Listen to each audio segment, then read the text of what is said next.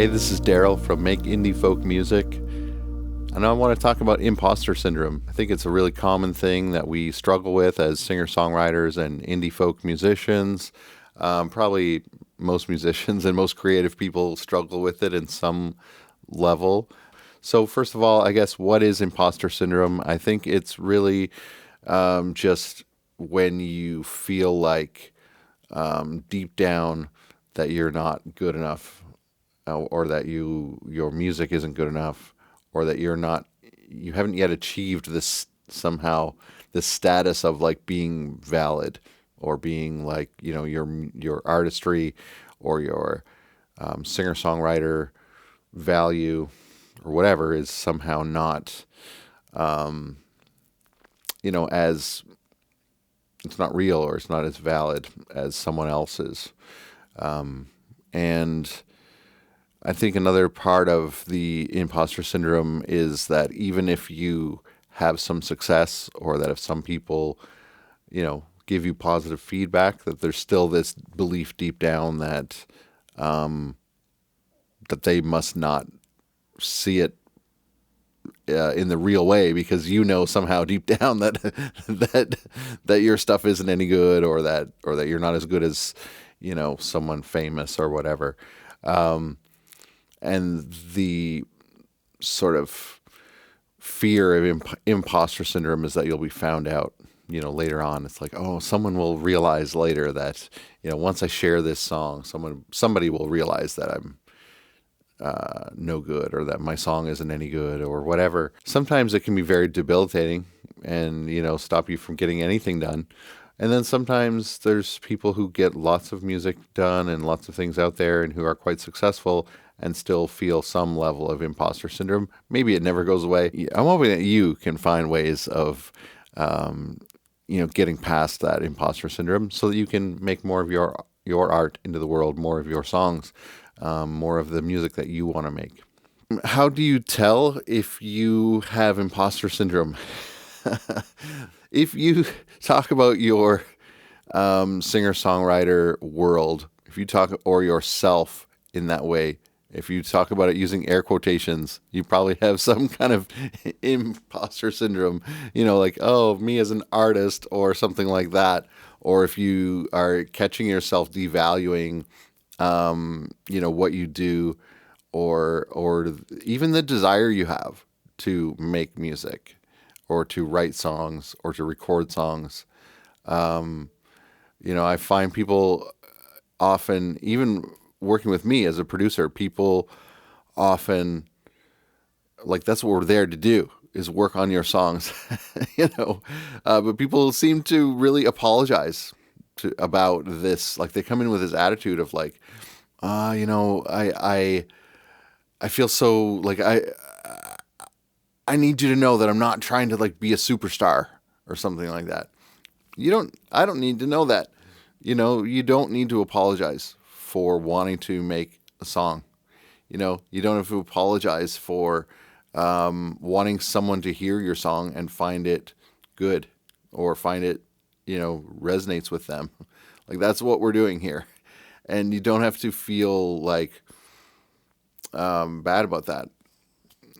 If you're apologizing for even wanting to, have a dream in music, most people that I talk to and that I work with really apologize and need to make it known to me that they don't need, that their vision of success isn't, stardom. And I appreciate that. My vision of success isn't stardom either.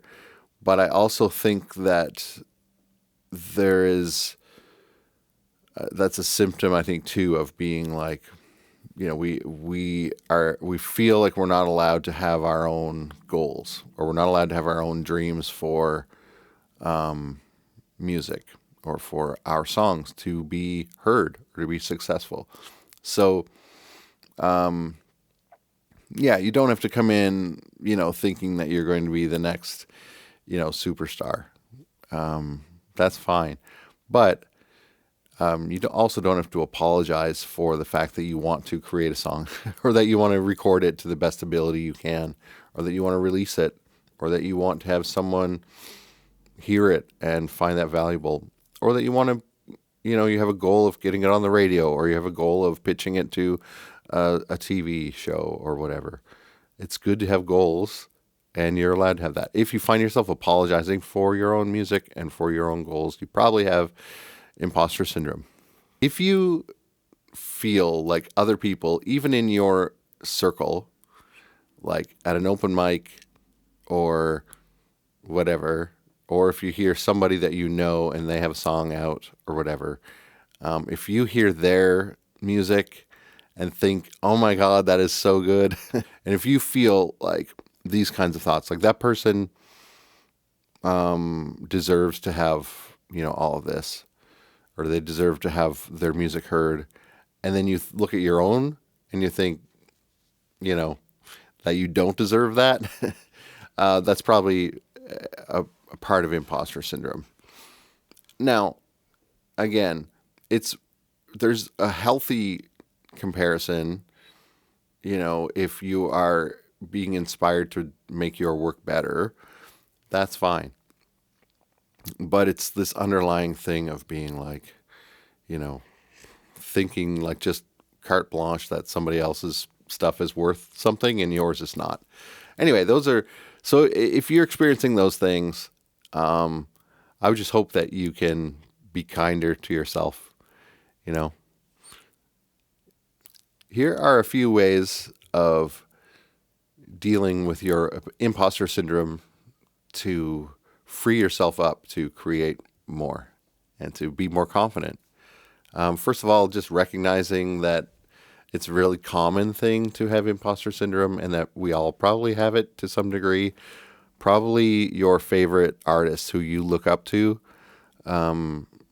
have some version of this like internal critic or this imposter syndrome that they're dealing with as well. So just realizing that you are in the same boat, that can take some of the power away from it. If you're able to focus on, just changing that messaging whenever you notice it in yourself, it's just, and I don't want you to like notice it and then beat yourself up about it.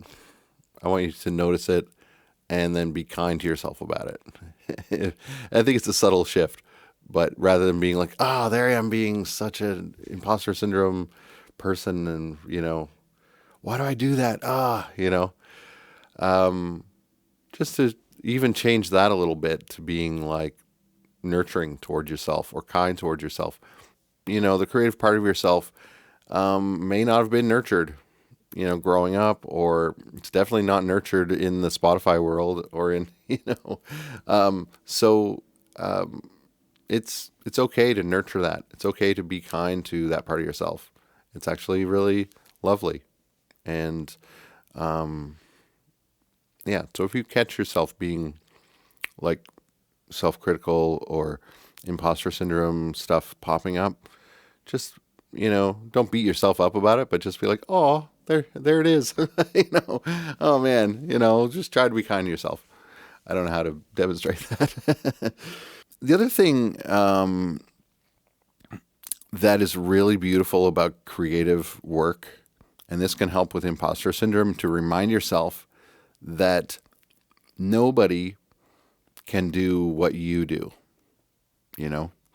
Your songs, your voice in particular, voice is like the most unique instrument in the world. Every single person has their own fingerprint, and every single person has their own voice, and there's nothing that we can do to imitate that. Or, obviously AI we can now, but nobody has your voice. Nobody has your perspective. Nobody has your mind. Nobody has your heart, So when you are writing songs from your perspective, there's a value to that no one else can bring to the table. So that's really good to remember if you're feeling imposter syndrome. So if you can, just practice validating yourself, like changing some of that internal messaging or the external messaging that we hold on to, you know, if you can change those kind of messages into little affirmations for yourself, even thinking, you know, my creativity has value, or my work resonates with somebody, you know. And a friend of mine years ago told me to celebrate all wins. And, you know, I thought it was kind of he said it sort of in a joking way, but it was really, it kind of hit me, you know, in a way that, like, how many of us, you know, if you have 10 compliments and one negative feedback, how many of us hear the 10 compliments for what they are, and how many of us hear the negative compliment? You know, typically it's the negative one that that resonates the loudest, and the other ones don't even matter. You know, and that's another kind of thing with imposter syndrome, is when it's like a compliment just kind of hits you like water on a duck's back and just goes off, because you know, the imposter in us feels like, well, that can't be true, or something like that. So we don't even take it in. But the negative one resonates with this internal secret feeling that we're not good enough.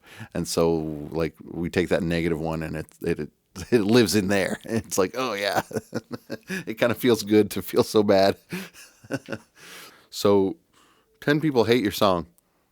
One person resonates with it super deeply. Hey, you got to celebrate that. Celebrate that one connection. One person loves your song. One person, maybe you didn't write it for those other 10 people. Maybe you wrote it for the person who needs that song. Particularly in this genre, like the indie folk genre, like it is really about emotionally resonating, you know, with someone and with an experience. And sometimes with an experience, I find, for me, this music resonates with an experience that you sometimes can't put into words. You know, it's not necessarily about going out and having a party or this or that. It can be. But, you know, oftentimes it's these experiences, these human things that we can't really put into words. So if someone resonates with that, you're definitely winning. Yeah. I mean, there's value in that. Having community, you know, positive, encouraging people in your community is really important as well for this imposter syndrome.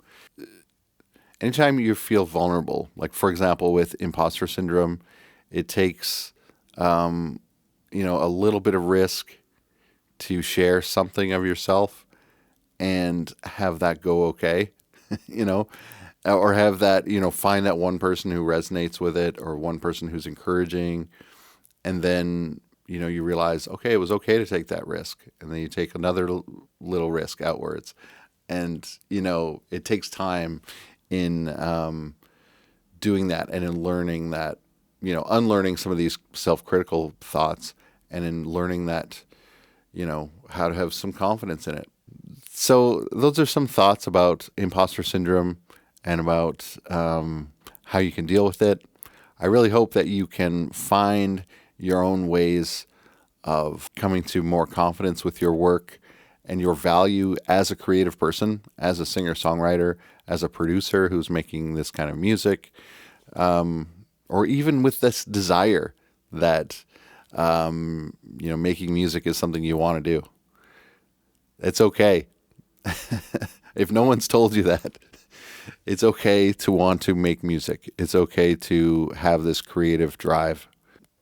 Yeah, I just hope that you find ways of validating that your creative desire and your desire to be a singer-songwriter, your identity as a creative person, as a songwriter, as an artist, as a producer, that's valid.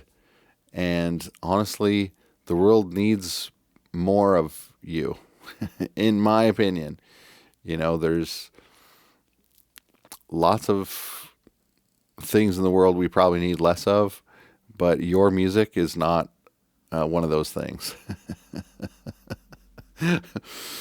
We need more of your music, more of your creativity. So tell me in the comments if you have ever experienced imposter syndrome, and how do you deal with imposter syndrome? Maybe you have some great tips for other people, and maybe for me, that we can learn from you in the comments. Thank you so much for listening, and keep creating.